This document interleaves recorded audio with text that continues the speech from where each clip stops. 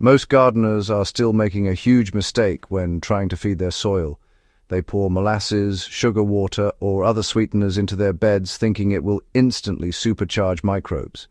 The problem is, in most cases, it only triggers a short-lived bacterial spike and can actually disrupt the balance of your soil life.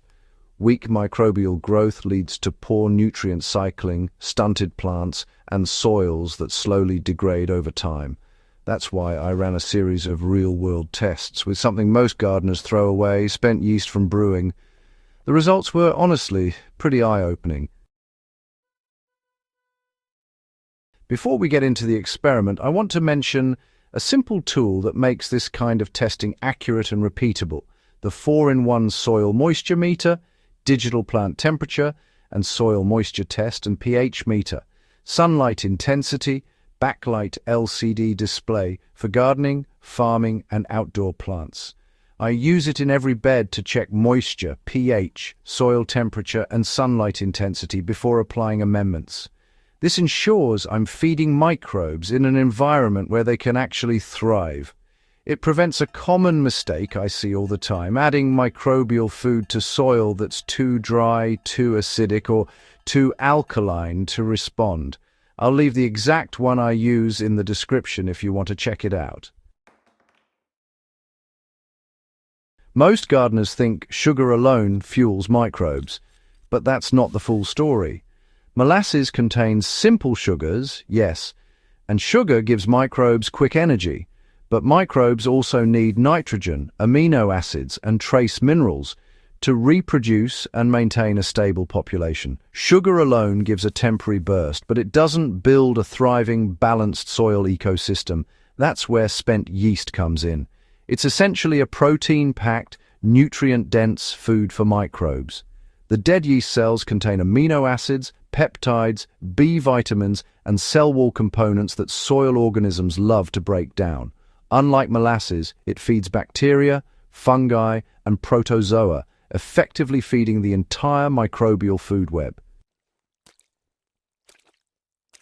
Here's how I tested yeast versus molasses in real garden beds.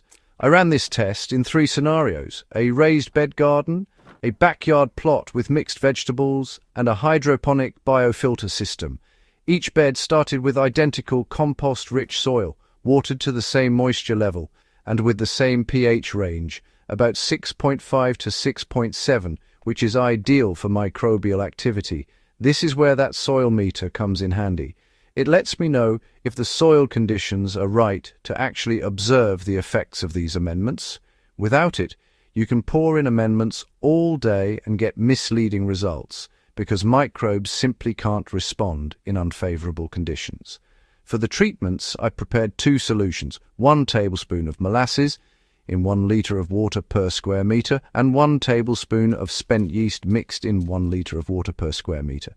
I applied both treatments in the evening so microbial activity could ramp up overnight without sunlight drying the soil. The first surprise came by the next morning. Experienced gardeners often notice that you can actually smell microbial activity. Healthy, living soil has this rich, earthy aroma, mostly thanks to actinobacteria. The molasses bed, well, it had a slightly sweet smell, but the yeast-treated soil smelled like a dense, freshly rained-on forest floor. And that's not just a smell. It's a real indicator that microbes were metabolizing the yeast and producing beneficial compounds. I also measured microbial respiration using a simple soil respiration test. The yeast bed was almost 3 times more active than the molasses bed. That's a huge difference overnight. Molasses gives a short sprint, yeast creates a marathon.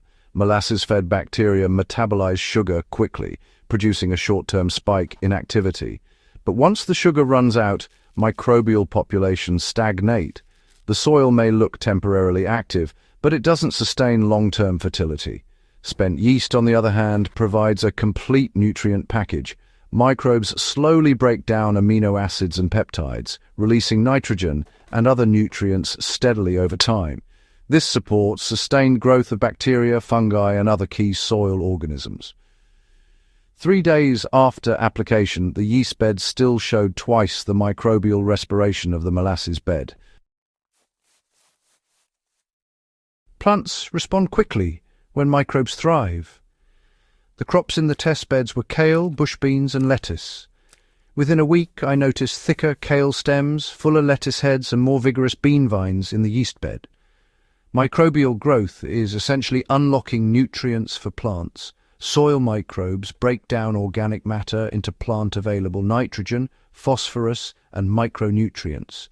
Plants can't digest raw compost themselves. This is why building soil biology matters more than simply sprinkling fertilizer.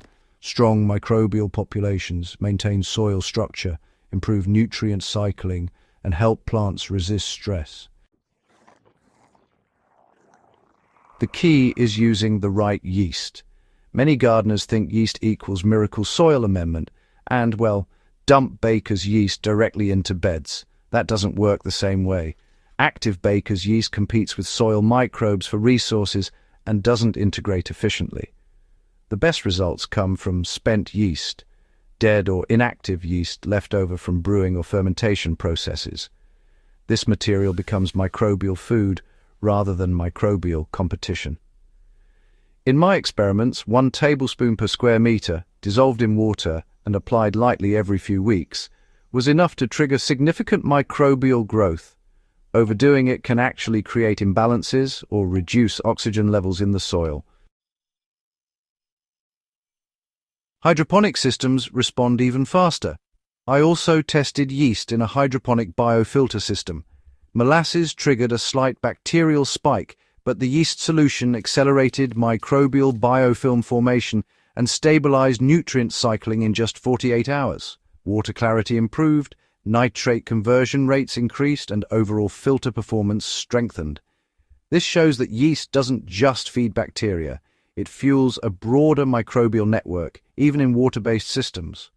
Why this changes how we garden?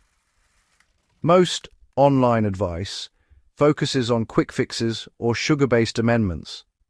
The reality is that soil health comes from building microbial communities, not temporary bacterial spikes. When you feed the microbes the nutrients they actually need, the soil does the heavy lifting. Plants grow faster, nutrient cycling improves, and soil fertility increases year after year.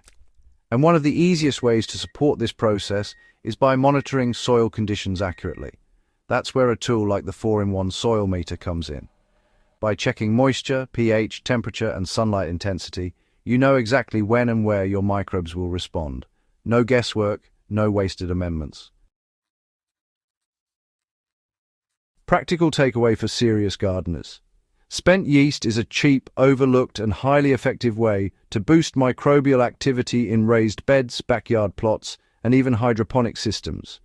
Use it in small doses, dissolve in water, and apply under the right soil conditions. Always monitor moisture and pH to ensure the microbes can thrive. Molasses still has its place, especially in compost tea, where microbes need quick energy during aerated brewing. But for building long-term soil biology, yeast provides a more complete, sustained boost. Gardening is no longer about guesswork. Understanding how soil microbes interact with organic inputs changes everything. A small, inexpensive input like spent yeast, combined with proper soil monitoring, can transform plant growth, nutrient availability, and overall soil health. If you want more practical, science-backed gardening techniques, make sure you subscribe. Share this with another gardener who's still stuck on old sugar-based myths, because once you start feeding microbes properly, your garden starts doing most of the work for you. Healthy soil grows strong plants, and once you understand microbial dynamics, you'll never look at your garden the same way again.